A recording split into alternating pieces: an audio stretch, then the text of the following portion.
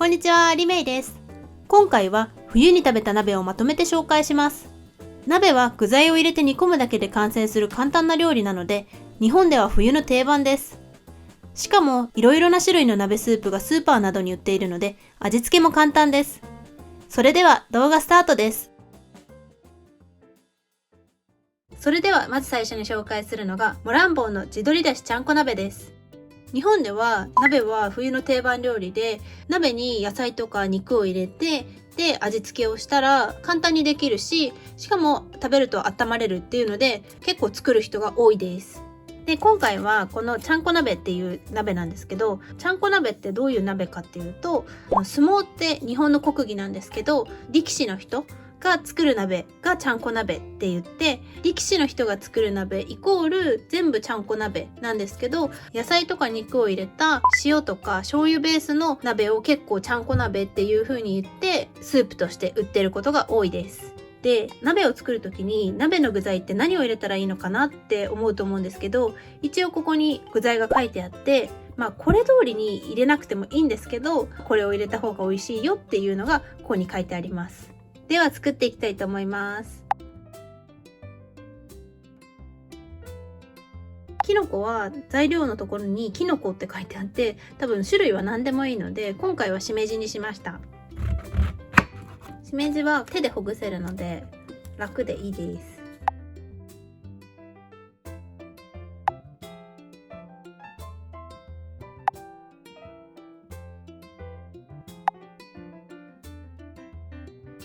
ここにつみれまたは肉団子って書いてあるんですけど、これ家でも作れるんですけど結構めんどくさいので、スーパーで今回は買ってきました。で、材料の準備ができたので鍋を作っていこうと思うんですけど、まずこのスープを入れるんですけど、中のスープが混ざってないと困るので振って入れます。スープを入れます。ここから軽く煮立たせます。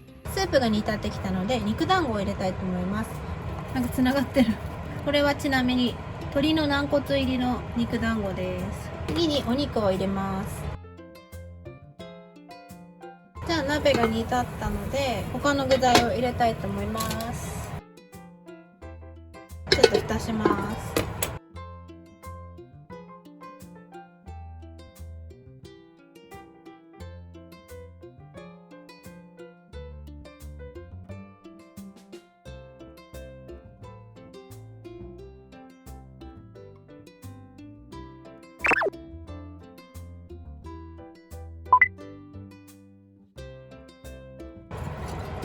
完成です。じゃあ実際に食べていきたいと思います。醤油ベースなんですけど、そんなにすごい醤油の味がするっていう感じではなくて、どっちかっていうと昆布とかカツオとかの出汁の味が結構するので、味がすごい深い感じがします。結構味がしっかりしてるので、今回はこういう豚肉を使ったんですけど、鶏肉でも結構ちゃんと味がしっかり染み込むかなって思います。じゃあこの後も鍋を食べていきたいと思います。今日食べるのはごま豆乳鍋です。これはごまと豆乳が入っている鍋で、私は豆乳鍋は食べたことがあるんですけど、ごまが入ってるタイプは食べたことがないので、ちょっと楽しみです。で、今回使う具材が豚バラ、白菜、長ネギ、人参、えのきだけ、油揚げで、水菜と豆腐もおすすめですって書いてあります。豆乳なのでこれ沸騰させると吹き上がってちょっと大変になるっぽいので、火加減を見ながらやっていきたいと思います。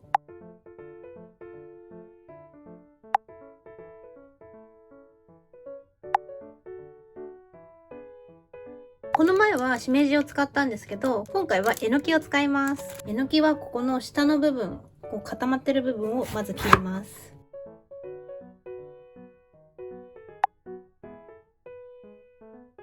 なんかすごい細かく切っちゃった。まあいっか。水菜もおすすめですって書いてあったので、一応水菜も入れます。お肉は今回も豚バラを使います。それでは実際に鍋を作っていきます。まずこのスープをよく振って、でこれを先にやっぱ鍋に入れちゃうみたいです。でスープを鍋に入れます。今のところすごいそんなに匂いがするっていう感じではないんですけど、どうしよう。見えます？中に超ごまが残っちゃったので取り出します。ごまも入れて、これちょっとなんかめんどくさいな。ごまもちゃんと全部入ってくれればいいのに。そしたらまずこれを沸騰させます。じゃあ沸騰したので、まずお肉を入れていきます。お肉に火が通ってから野菜を入れるって感じらしいです。30秒ぐらいで火が通る感じなので、じゃあ野菜を入れていきます。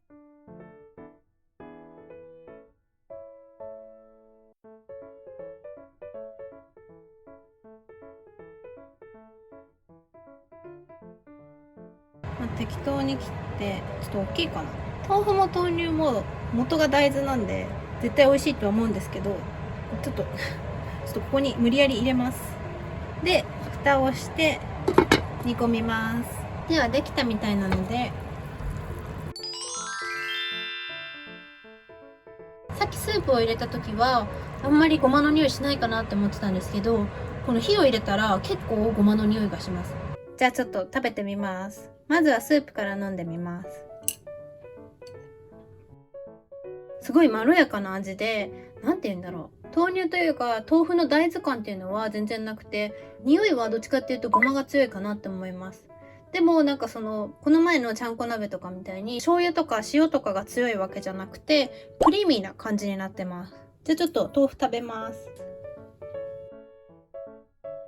なんか気のせいかもしれないんですけど、ちょっと豆腐溶けた感があって、豆乳とほぼ同じ成分だから、もしかしたら豆腐が豆乳の中に溶けたかもしれないです。結構尖った味じゃなくて甘い感じなので、お腹に優しそうな味って感じです。よかったら食べてみてください。今日作るのはキムチ鍋です。キムチは韓国の代表的な食べ物だと思うんですけど、日本でも結構人気で、鍋の中でもキムチ鍋は結構人気な鍋です。この前はこういう袋状の鍋スープを使ったんですけど、今日はこの液体に水を足して薄めて作る方法でやります。では早速作っていきたいと思います。ではまず白菜を切っていきます。日本の鍋はもうなんかほぼ鍋といえば白菜を使うので、たまにキャベツとかを使う鍋もあるんですけど、ほとんどがこの白菜を使います。えのきはこの前はこの中身を出してから切ったんですけど、この緑の袋の線に切ってもちょうど下の軸が切れるんですよね。ここの下の部分は捨てます。えのきっていろんなパッケージがあるんですけど、こういう線がついてるものはそこで切るとちょうど捨てられるっていう感じになってます。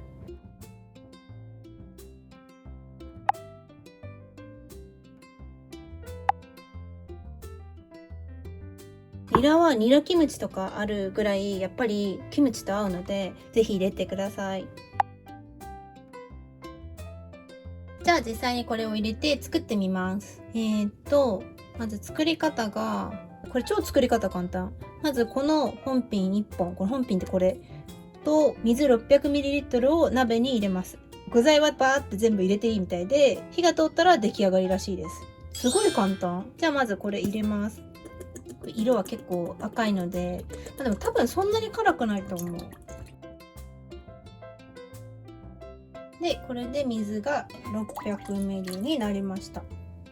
でこれは沸騰してから入れるわけではなく、別にもう先に具材入れてもいいらしいです。今回は結構具材の種類が少なめなんですけど、他にも人参とかも入れてもいいし、あと大根、角的っていう大根のキムチがあるから、大根も絶対美味しいと思います。あとはお餅を入れたりすることもあります。結構美味しいです。あとチーズも美味しいっていう風によく聞きますね。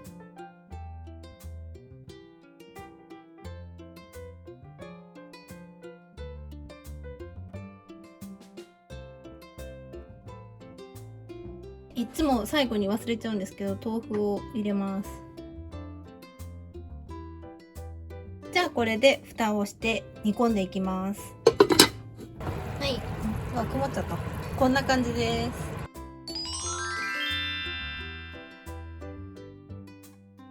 じゃあ実際食べてみます。キムチ鍋は鶏肉とかももしかしたら合うかもしれないんですけど、やっぱり豚が一番美味しいです。このちょっと酸味が効いたキムチのスープと豚肉がすごい合って、で白菜もそんなにそのキムチほど使ってるわけじゃないんですけど、ちゃんとこのスープと合っててすごい美味しいです。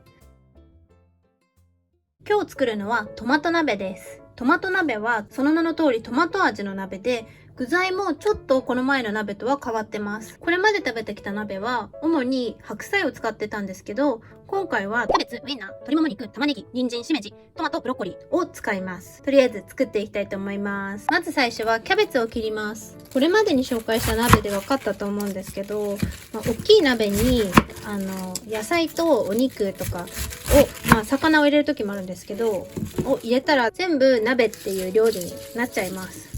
次は玉ねぎです。新玉が売ってたので、今回は新玉使います。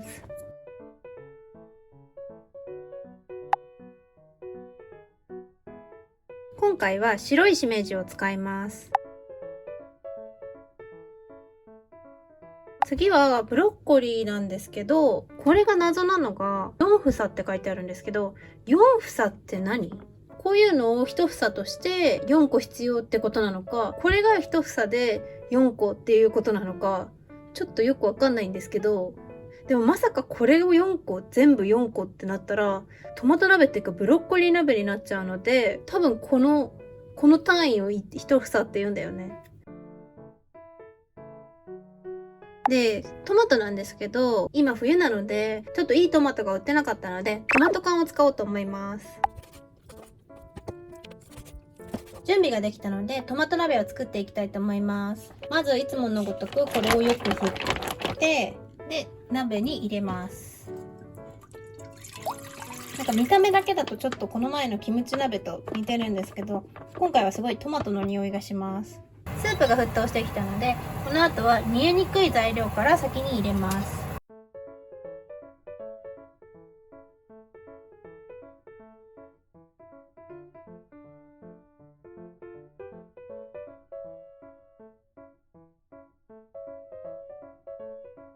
それから忘れてたんですが、ウインナーも入れます。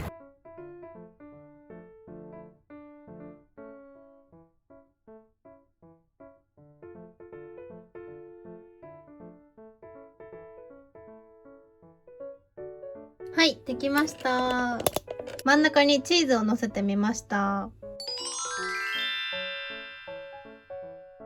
ちょっとチーズのところ崩れちゃったんですけど、すごい美味しそうです。トマトの甘酸っぱい香りもするし、すごい美味しそうです。じゃあまず、どうしようかな。ブロッコリー食べたいと思います。トマトの酸味もすごい強いわけではないし、ブロッコリーのふさふさの部分がトマトのスープを吸ってくれて美味しいです。じゃあ、あとはこの白いえのきを食べてみたいと思います。これもしかしたらマッシュルームとかの方が合うのかもしれないと思いました。えのきはちょっと苦味があるので、合わなくはないけどすごい合うっていう感じでもなかったです。あとは好きな香辛料とかを入れてお好みの味にするのもいいかなって思います。今日作るのはごま担々鍋です。ごま担々鍋は元は担々麺から来てるんですけど、その担々麺っていうのは中国の四川省のすりつぶしたごまを使ったスープのラーメンみたいな料理なんですけど、それが結構日本でも人気で鍋のスープになっちゃいました。じゃあまず材料から見ます。じゃあ作っていきたいと思います。まず最初にキャベツはトマト鍋の余りを使います。で、もやしは袋から出して洗っておきます。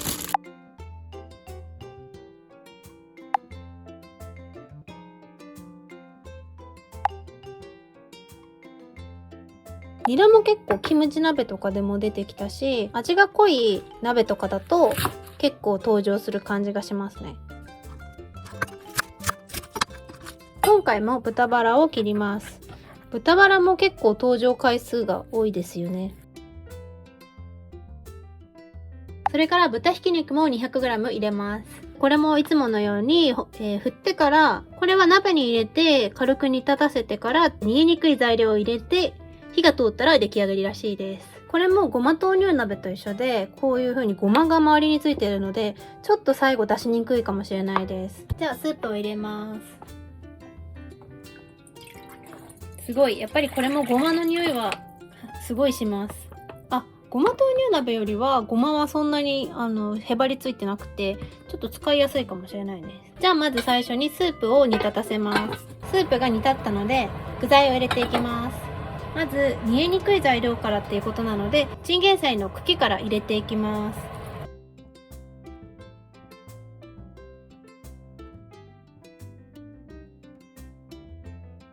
先に入れた具材にちょっと火が通ったのであと残りの具材を入れていきます。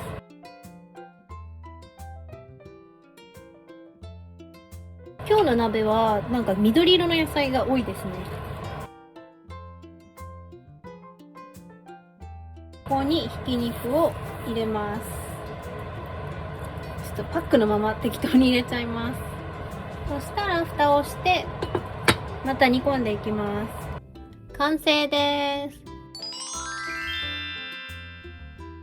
じゃあ実際に食べてみます。実際の担々麺によく入ってるのはチンゲン菜とひき肉が多いかな。じゃあまずキャベツから。チンゲン菜は合うのは分かってるんですけど、キャベツはどうなのかなって思うので食べてみます。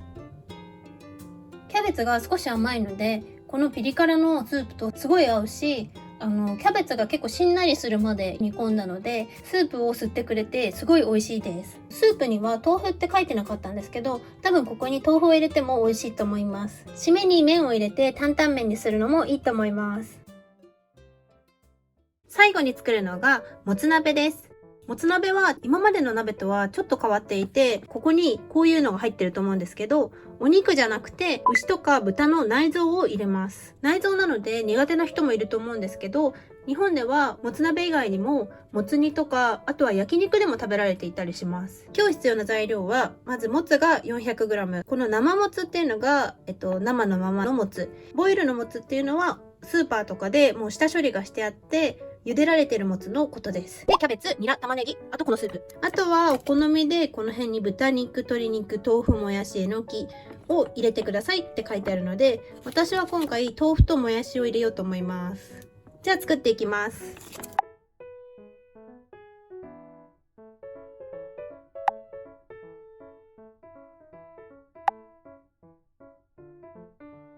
あとは追加でもやしと豆腐を入れます。今日使うもつはすでにお店でボイルしてあるボイルもつを使います。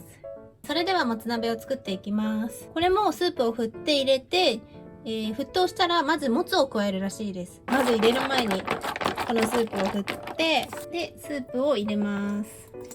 今回は醤油ベースなのでちょっと薄い茶色って感じですね。味噌だともうちょっとドロッとしてるのかな、濃い感じになります。じゃあ一旦沸騰させます。そしたら鍋が沸騰したので、もつを入れていきたいと思います。で、もつを入れたらもう一回沸騰させます。では沸騰したので野菜を入れていきます。この時点ではキャベツと玉ねぎを入れてくださいって書いてあります。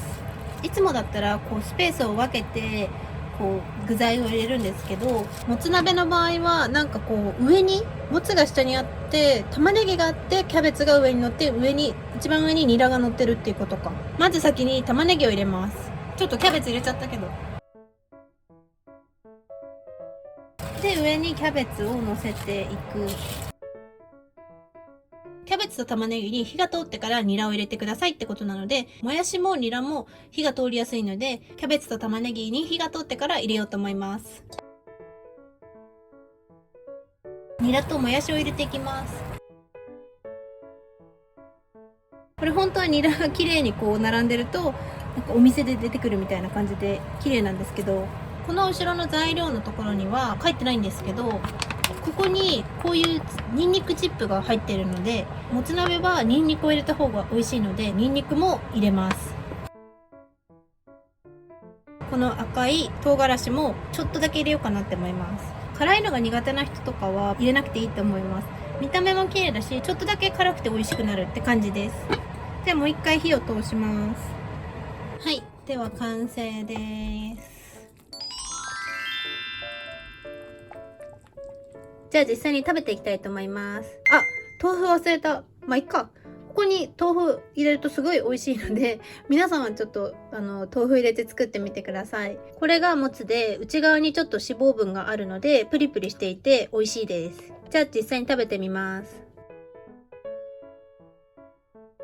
今回は豚のもつを使ったんですけど、牛のもつも美味しいので、よかったら試してみてください。で、スープは、私はもつ鍋は味噌派なんですけど、今回のこの醤油のスープも、魚の出汁も入ってるみたいで、すごい醤油の味がするっていうわけじゃなくて、出汁の味が効いてて、玉ねぎの甘みなのかな、ちょっと甘めのスープで、野菜と絡んですごい美味しいです。よかったら皆さんも、もつ鍋試してみてください。今回紹介した鍋はいかがでしたか？私が一番好きな鍋はキムチ鍋です。今回紹介した鍋以外にもたくさんの鍋スープが売っているので、皆さんぜひ試してみてください。それでは今日の動画はここまでです。よかったらチャンネル登録といいねもお願いします。バイバーイ。